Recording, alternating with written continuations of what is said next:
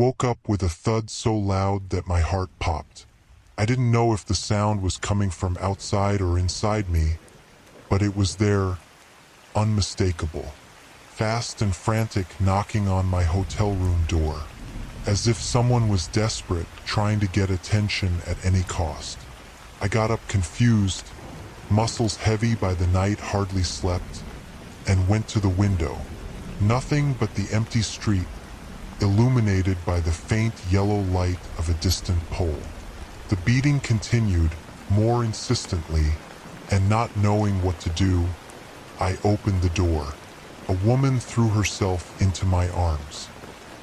He was visibly wounded, shaking and with eyes wide open of dread. "Please, he will kill me. He will kill me." Her words were a whisper, but the urgency in her voice was clear. Her name was Amanda. Her face was marked with bruises, the body covered with scratches and torn clothes.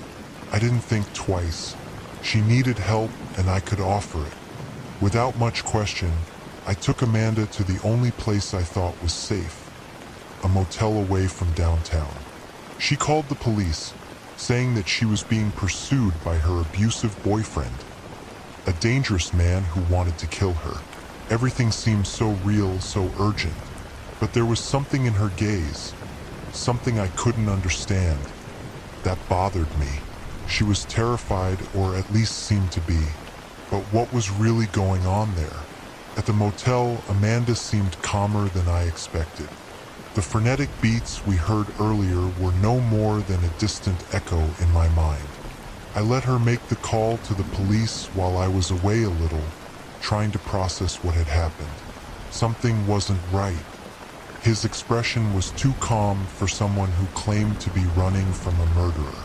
She sat on the bed, and I watched her, trying to understand her story. The fear she was showing at the door seemed to have disappeared. Her eyes were no longer wide, as if the panic had evaporated. She spoke as if she was in complete control of the situation. I was perplexed. How can anyone change so much in such a short time? The police said they would send a car, but the response was cold, distant. Amanda was strangely calm now, as if she was waiting for something. She looked at me and smiled, a smile that did not seem sincere. I asked if she wanted something to drink, or if she had any more information about her boyfriend, but she just murmured, "He won't find me here anymore." What did she mean by that? I was still confused, but tried to ignore the chills that crept up my spine.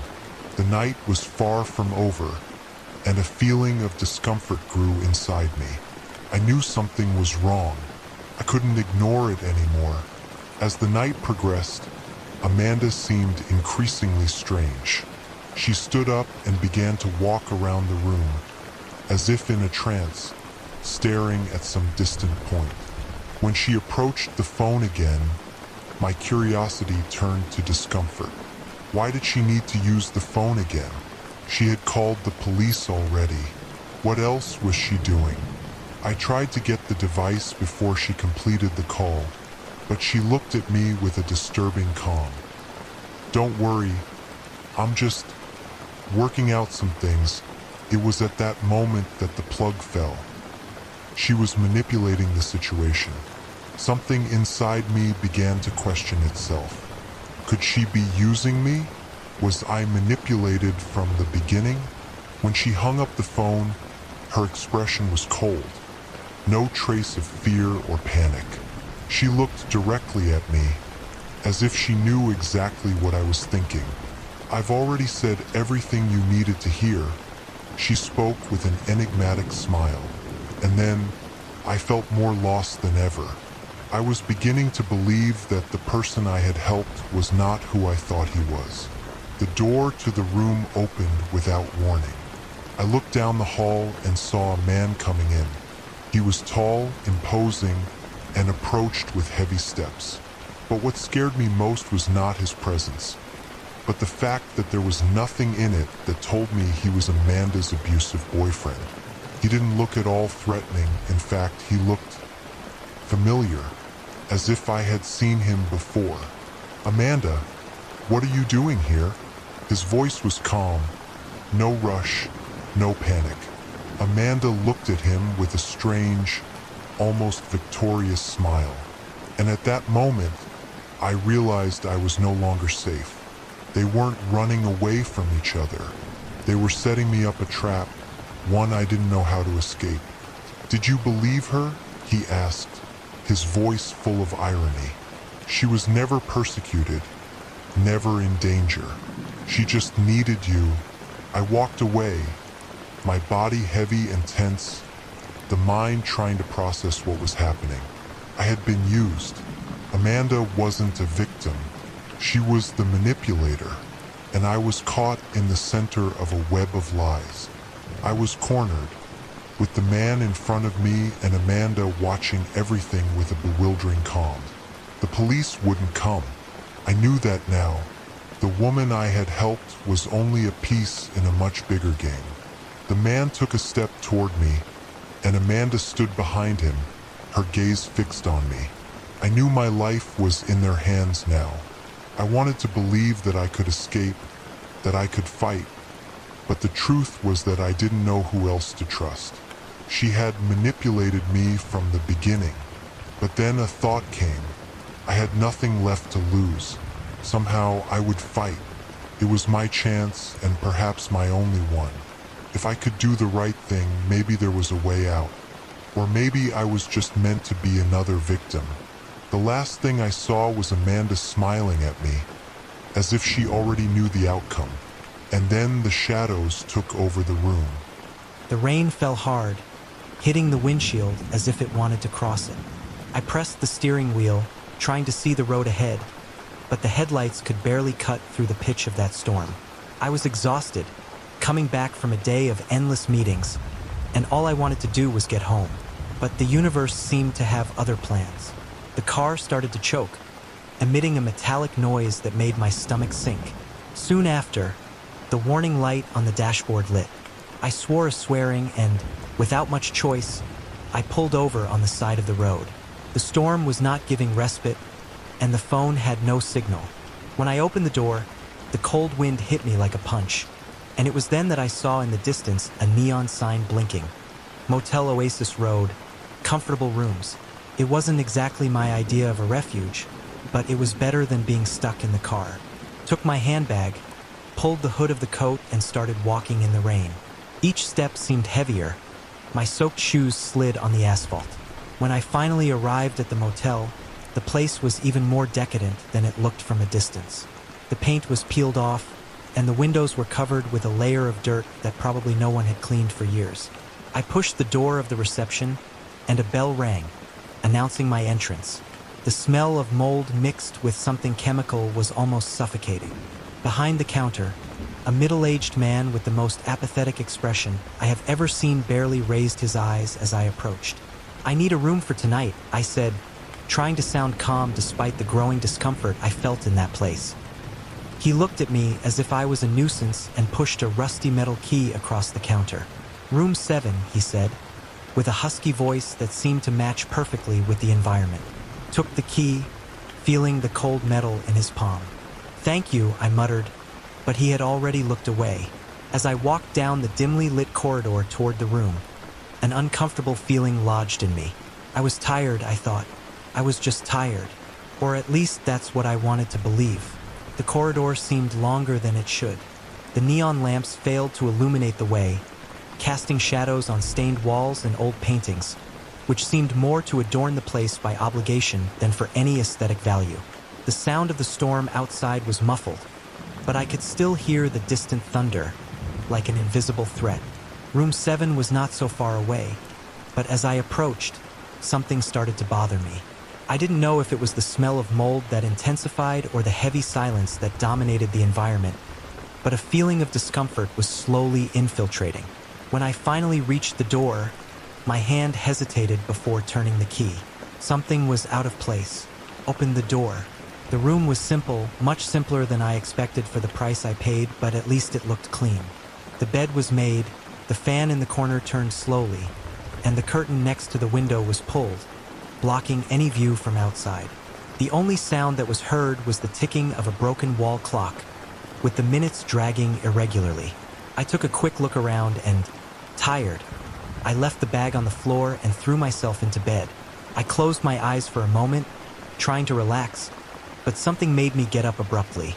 In the hall, a sound, a slight drag of steps, as if someone was walking, but the steps seemed distant and wrong, as if they were being dragged on the wet ground.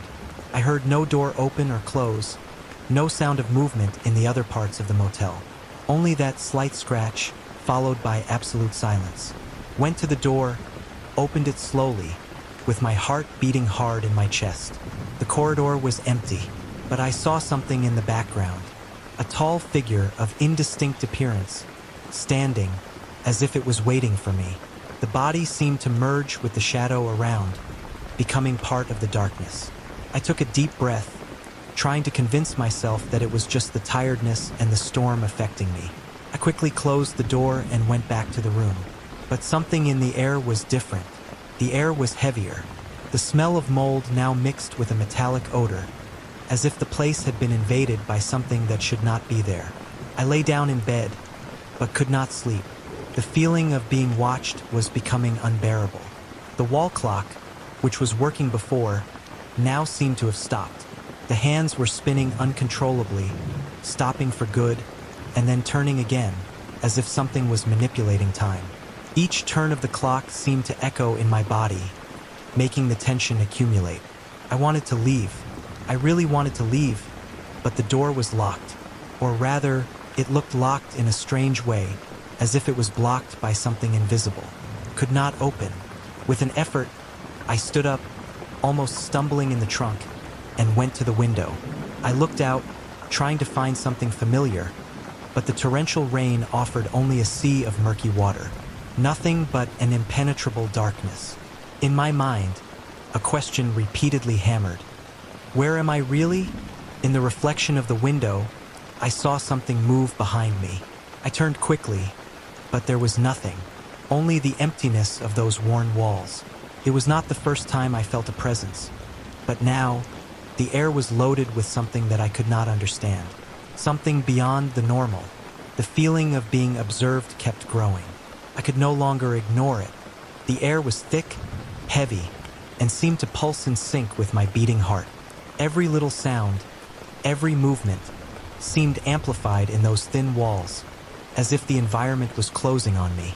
My footsteps echoed through the room as I walked from side to side, trying to rationalize what was happening. Maybe it was the tiredness, the storm, the loneliness, but the truth was that I no longer knew what was happening. Something was wrong, and I couldn't ignore it any longer. I decided to leave no matter what.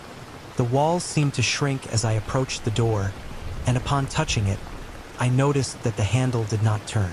Locked, as if someone or something wanted to keep me there. A feeling of growing panic settled in my chest, and then when I looked at the mirror on my left, I saw something that made me freeze with terror. The figure was there, closer than ever. The same dark silhouette, motionless in the corner of the room, but now his eyes were fixed on me. I knew I was seeing that something physical, not an illusion caused by exhaustion.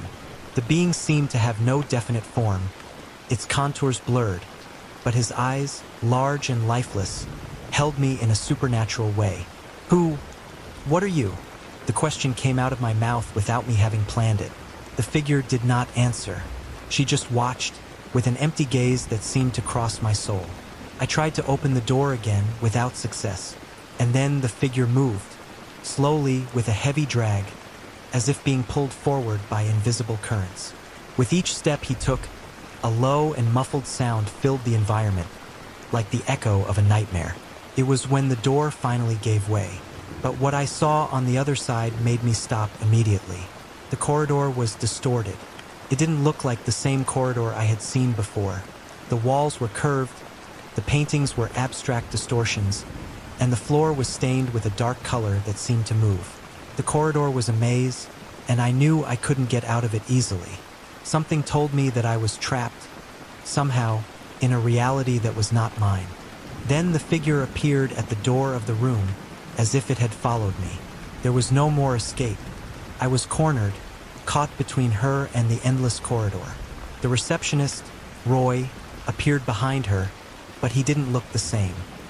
His eyes were glazed, as if he was possessed by the same presence that I now faced. "You can't leave, Eric," he said in a distorted voice, as if it were not him speaking, but a greater force, something older, darker. "Here, everyone gets stuck. You're like everybody else." The ground began to shake. The clock on the wall, which had stopped and started spinning again, now buzzed with an unbearable intensity. Time was crumbling. The figure approached me, his eyes penetrating my mind, and I finally realized what was happening. The motel was not just a place. It was a prison, a point of intersection between the real and the supernatural. A place where souls who could not rest were condemned to repeat their worst nightmares. And I was now part of it. I can't be here," I tried to protest, but the voice was missing. The receptionist smiled, but it was an empty smile. "You have no choice, Eric. Nobody has." I tried to run, but my legs didn't respond. The figure approached, and when his fingers touched my skin, a frost ran through my body, paralyzing me completely. The last thought that crossed my mind was that I would never see the world outside of that place. He was lost, trapped between the veils of reality and the unknown, and that I knew at that moment would be my end, or perhaps just the beginning of something much worse. The darkness closed over me. I woke up with a shock, as if the body had been torn from a deep nightmare, but the feeling of strangeness did not disappear. Looked around, breathing gasping, chest tight, sweat running down my forehead. Was back in the room, but something was wrong. The fan was off, the curtain was still pulled, but the shadows in the corner of the room were denser, as if the walls were pulsing. I stood up quickly, feeling my head turn, and went to the window. Outside, the storm continued, but the road seemed empty, too quiet, as if everything was on pause. There was no more sign of life in the motel, not the receptionist, not the shadowy figure. The environment was empty, as if the very essence of the place had dissipated. By the reflection of the window, I noticed something else. The mirror, the clock, the distorted pictures, the corridor, everything was back to what I knew, as if I had never left it. But at the bottom, near the door, there was a dark spot on the floor, a spot that wasn't there before. I knew what it was, or rather, what it could be. Something inside me knew that I was not free.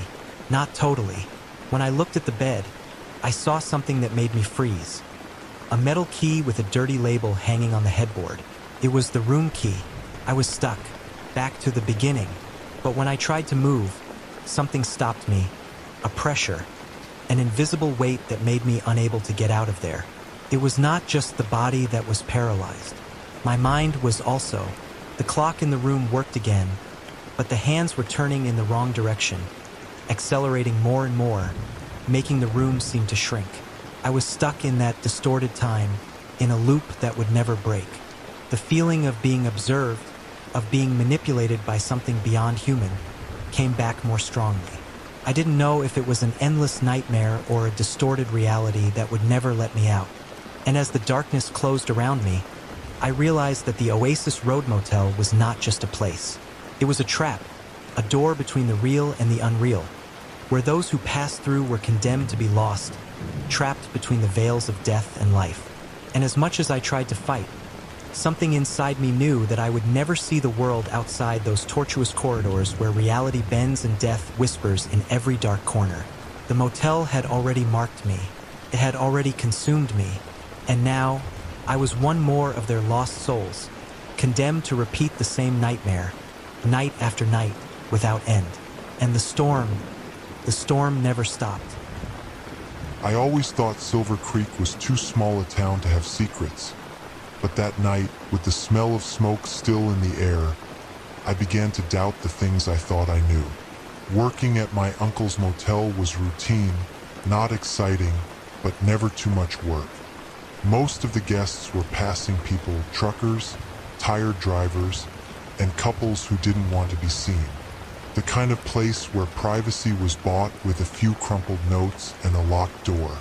I never cared about that until the fire. It was a cold morning, and for some reason the smoke came to me before the noise.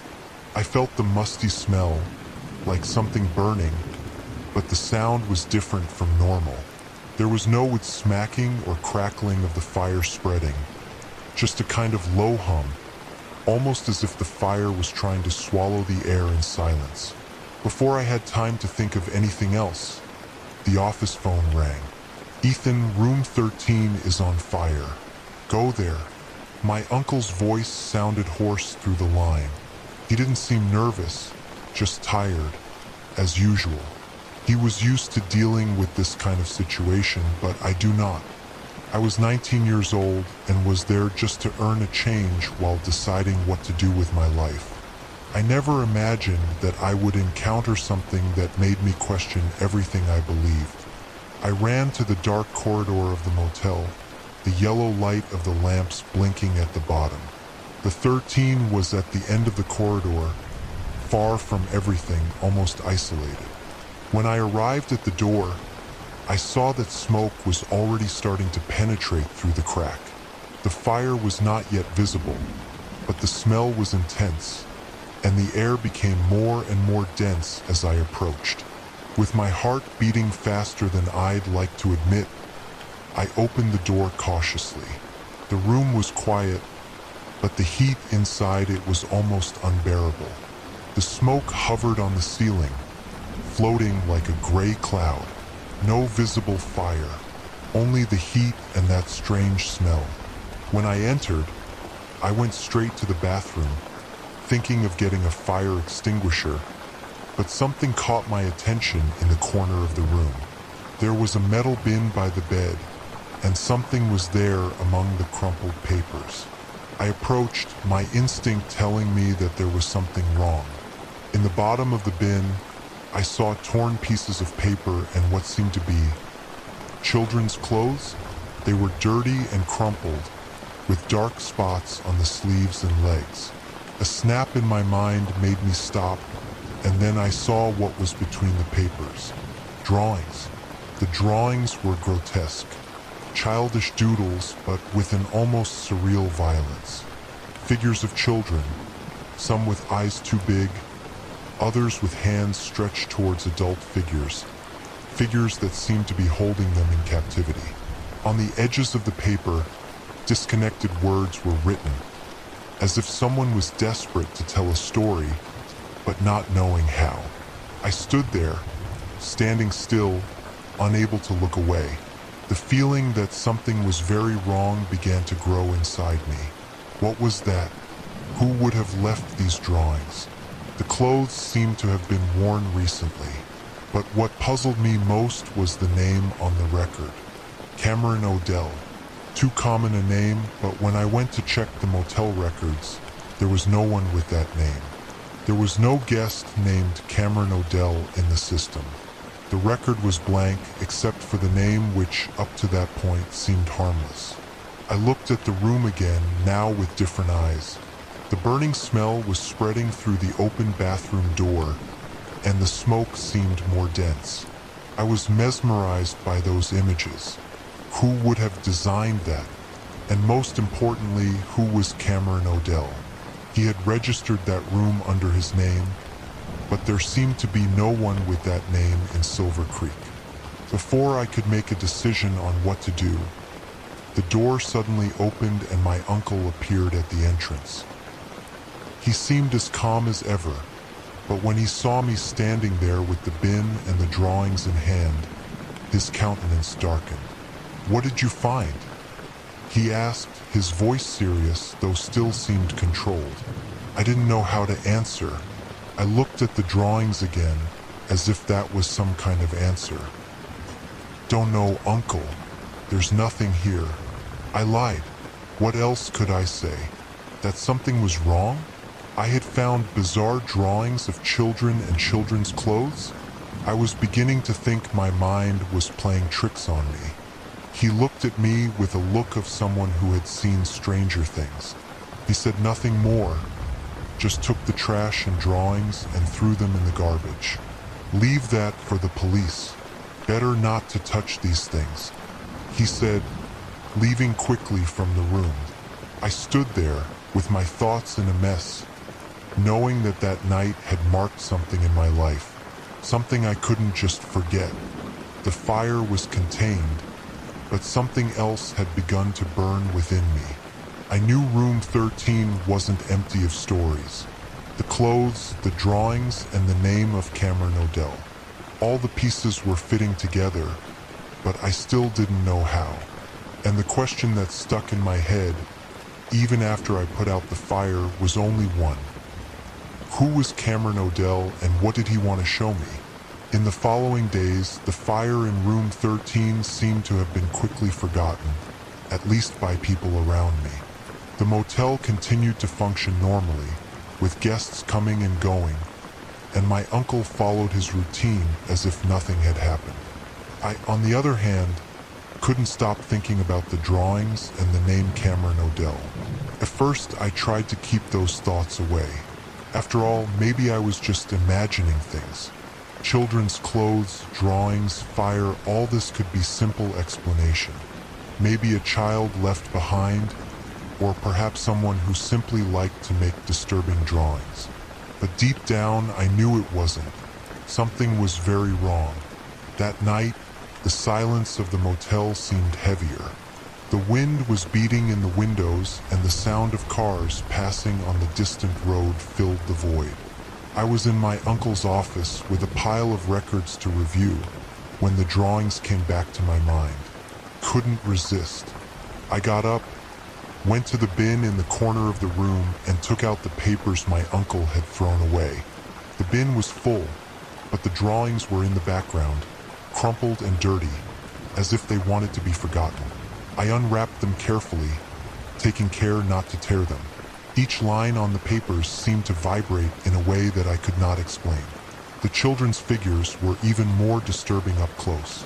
Children with big and open eyes, bodies deformed by uncontrolled traces, and those adult figures, always the same with dark expressions, as if they were manipulating or watching the children.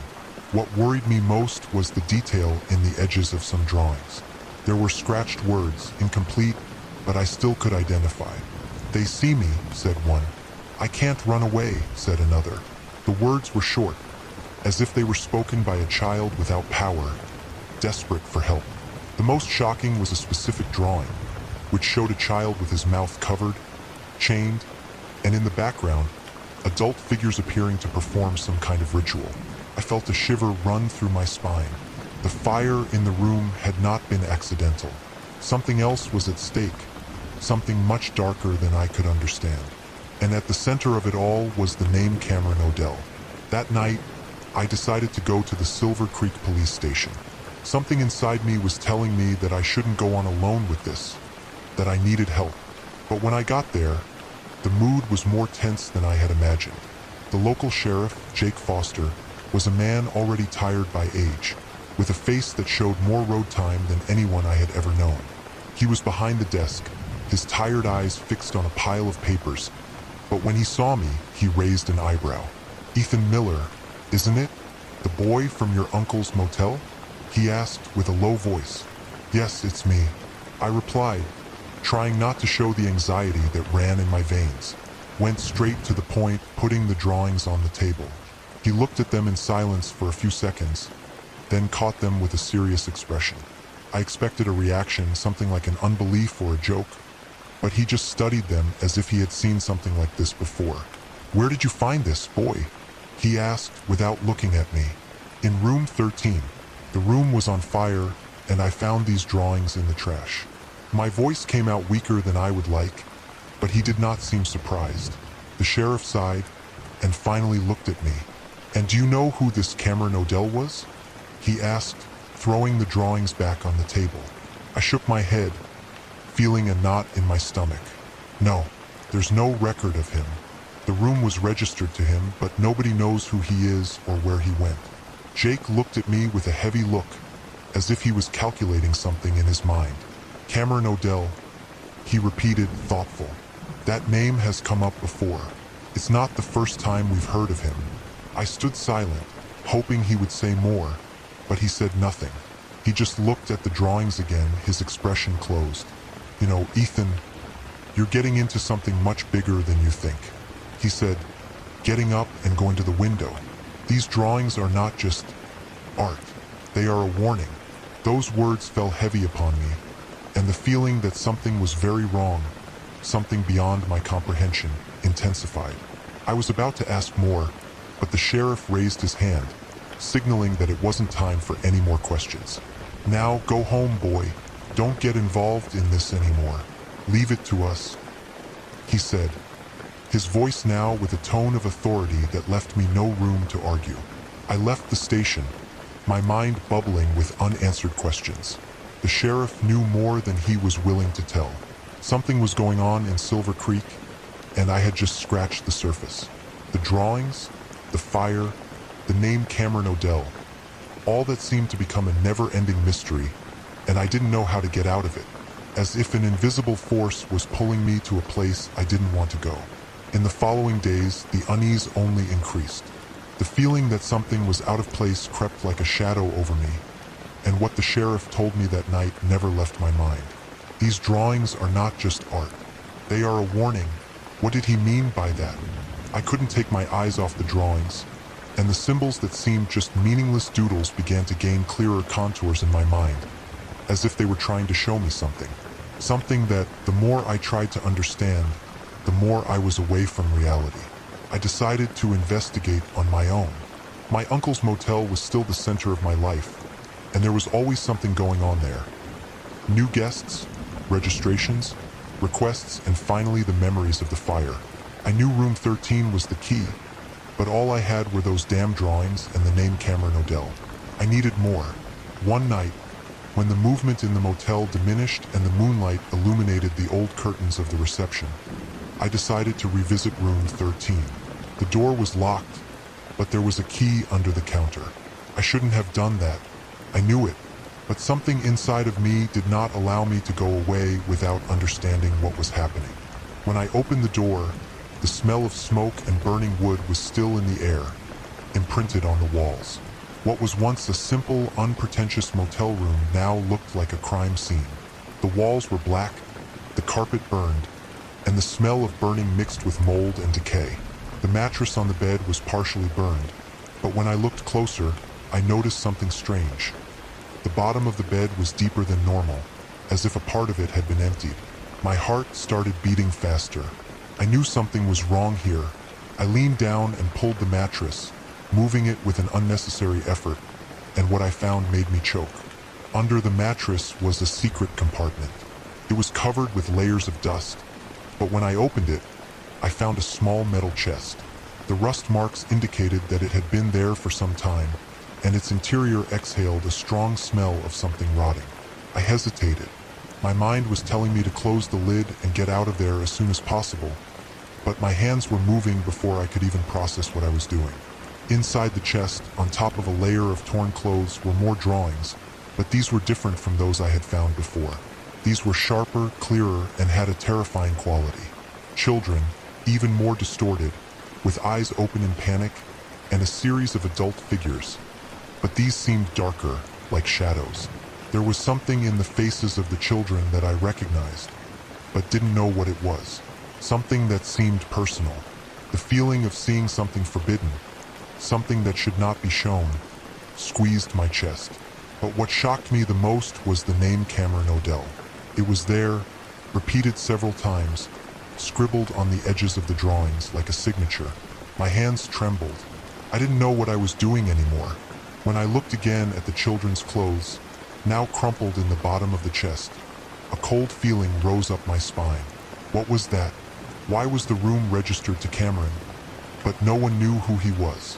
And why did he have these things? I knew I had to tell someone, but I didn't know who to trust. The sheriff gave me a clear warning. Leave it to us, but something told me that he wasn't telling everything. Something else was happening in Silver Creek, something much bigger and more sinister. That's when a dangerous idea formed in my mind. I needed to find Cameron Odell. He was the key to understanding all this, but where was he? And what really happened in room 13? I took one last look at the chest before closing it and hiding it again under the mattress. I had no time to waste. Something inside me was telling me that I was very close to finding out the truth, but I also knew that the line between what was real and what wasn't was starting to unravel. The truth could be much more dangerous than I imagined. The next day, I went to the city library. Hardly anyone cared much about the old records of Silver Creek, but I knew I needed to look for any clues on Cameron Odell. I searched the missing persons files, but found nothing that matched the name. So I decided to go a more risky way. Went to the old cemetery of the city. It was on the outskirts, near the forest, a place where few dared go after dark. The ancient tombstones were covered with moss and most of the names had faded away over time. But something told me that if I looked hard enough, maybe I would find some clues to Cameron. As I walked between the tombstones, the wind began to blow stronger. The trees swayed, and the sound of dry leaves seemed almost deafening. I was about to give up when a tombstone caught my attention. It was covered in dust, but when I cleaned it, I saw the name engraved, Cameron Odell. My heart stopped for a second. Cameron Odell was buried there? What I was about to discover was more than I could have imagined. The name Cameron Odell engraved on the tombstone was the last slap I needed. My mind began to spin, trying to process everything I had discovered up to that moment. I had found the name in a room destroyed by fire, in disturbing drawings, and now was before the tomb of a person who seemed to exist nowhere else, except in the tracks that I was following through Silver Creek. The tombstone was aged, the inscription half erased, but still legible enough to confirm that that person had actually been buried there. The date of birth and death were recorded, and the date of death made me take a leap of surprise. Cameron Odell had died almost 20 years ago. The strange thing, however, was that I had never heard of him, and no one in town seemed to know his name. The sheriff, the motel staff, anyone who had lived there for years seemed to have no idea who he was. I crouched next to the tombstone, trying to understand what was happening. My instinct told me not to keep digging, but the curiosity that always brought me where I was did not leave me alone. I needed to know more. Near the tombstone, I found a small object stuck between the roots of a tree. It was a piece of paper, crumpled and aged. When I unfolded it carefully, my heart exploded. What was written there was not a simple note, but a set of symbols and words that matched the drawings I had found in room 13. They were the same scribbles, the same distorted faces, and the same threatening adult figures. But there was more. At the end of the sheet, there was a single name, Martha. There was nothing else, only this name, engraved in black ink, as a signature. I looked at the paper, and a feeling of fear took hold of me. Who was Martha, and why was she associated with Cameron Odell? As the wind blew stronger, the feeling that I was being watched intensified. I looked around, hoping to see something, someone, but all I saw was the emptiness of the cemetery and the whispering of the wind in the trees. I was alone, or at least that's what I thought. As I stood up to leave, a shadow ran through the entrance of the cemetery. I froze. It was a tall figure with a dark hood, like a shadow silhouette against the cloudy sky.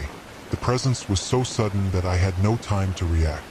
She stopped near the entrance, watching me with an almost palpable intensity. I didn't know what to do. It was like time had stopped for a second. The figure said nothing. She was just there, looking. Before I could move a muscle, the figure turned and disappeared into the dense forest. I knew she was going to the city direction. Without thinking, I started to follow, a step hesitant each time, until I get close to a trail where the bush was lower, leaving the path more visible. The forest was dark, and with each step, the sound of the dry leaves cracking under my feet seemed to echo in a more disturbing way. The more I walked, the more my feeling of discomfort increased, as if I was walking into a trap. The smell of wet earth and fallen leaves mixed with something else, something sweet and rotting, as a warning of what was to come. In the middle of the trail, I noticed something on the floor, a pile of dirty and torn children's clothes. I almost fell to my knees when I saw them. They were the same clothes that I had seen in the chest of room 13, piled up without any care, thrown there as if they were disposable. I crouched down to pick up a piece, and when I held it, A cold sensation ran through my body. The fabric was hot, hot as if it had been used. I looked back, feeling the weight of the forest closing in on me. I was in a place that I should not be. Something was happening there, something I could not ignore anymore. That's when I heard the sound of footsteps. Not mine. Someone else was there, coming towards me. I didn't know if I should run or try to face the situation, but when the shadows came closer, I saw who was there. The hooded figure, the same one I had seen in the cemetery, was now standing in front of me. She did not speak, but what she held in her hands made my stomach turn. It was a drawing. Again, the same scribbling style, but now it looked sharper. A child's face, wide-eyed and mouth open in a silent cry. In the background, an adult figure with dark eyes, holding the chains that held the child. At the bottom of the drawing, the name Martha was written, but now the ink seemed to be smudged, as if something had been erased. I could not process right. Fear began to overwhelm me, but before I could take any step, the figure lowered the hood, revealing a woman's face. It was the woman in the drawing. She was no longer a shady figure, but someone I knew. It was Martha. When she lowered her hood and revealed her face, a wave of terror enveloped me. It was not just a strange and dark figure. It was not just any woman. It was Martha, the same woman from the drawings. The woman with empty eyes, with the expression of who knew secrets that no one should ever know. The woman I had somehow seen before, but I couldn't remember when or how. She was standing there before me, and the silence that hovered around her was deep, heavy. The sound of my own heartbeat was all I could hear. I was paralyzed. The figure that once seemed to be in a nightmare was now before me, and something told me that nothing I thought was real was actually real. "You shouldn't be here." Your voice was calm but full of something dark, a feeling of eternal fatigue, as if she had said those words 1,000 times. She took a step towards me, and the weight of her presence made me instinctively back. "Who are you? What's going on?" I finally got to speak, my voice failing with the anxiety that grew every second. I knew she knew more than anyone else about all that, and now, in front of her, the last thing I wanted to do was look weak. But the truth was that I was terrified. I knew that on some level I had gone too far. She did not answer immediately. Instead, she looked at the children's clothes on the floor and at the drawing I was still holding, her eyes narrowing, as if she was reliving a distant memory. "You don't understand," she said, with a deep sadness in her voice. "I was one of the children too. You think this is just about Cameron, but it's not. He was trying to save me." I frowned, unable to comprehend her words. Save from what? From whom? Martha took another step forward, now closer to me. Her eyes were empty, as if she was looking at something I couldn't see. I could feel her presence around me, the shadow of something much bigger, older, more sinister. Those drawings, they are what's left. Remains of a stolen childhood. Stolen by him.